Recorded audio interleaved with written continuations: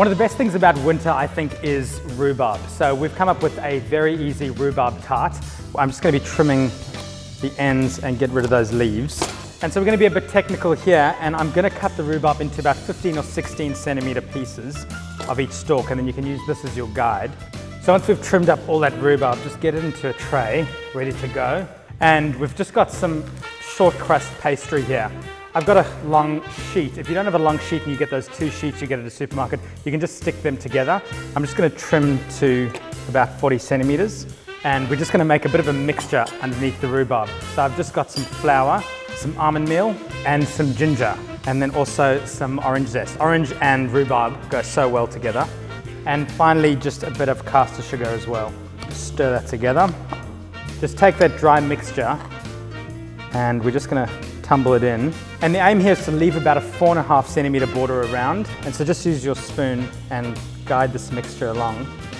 Now we're just going to take our lengths of rhubarb, and with the flat side down, I'm just going to start layering them lengthways here.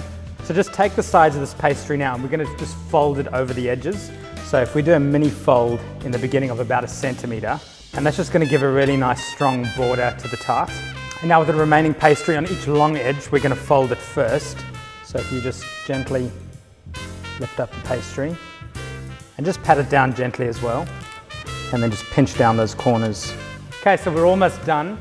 As a bit of a cheat, I'm using some strawberry jam, and that's just going to give us some really nice sweetness.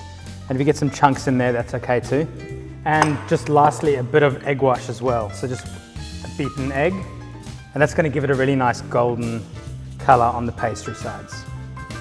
And into the oven, it's preset at 200 degrees. Make sure you bake this in the lower shelf, because that way the pastry at the bottom is going to cook, and it's going to go in for about 25 to 30 minutes. Okay, so the pastry is beautiful and golden.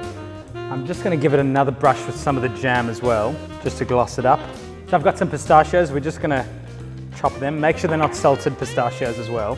Final step, just sprinkle a bit of those pistachios all over. Quick and easy, simple rhubarb tart. Take advantage of rhubarb while it's in season, and I think it'll be pretty popular if you whip this together.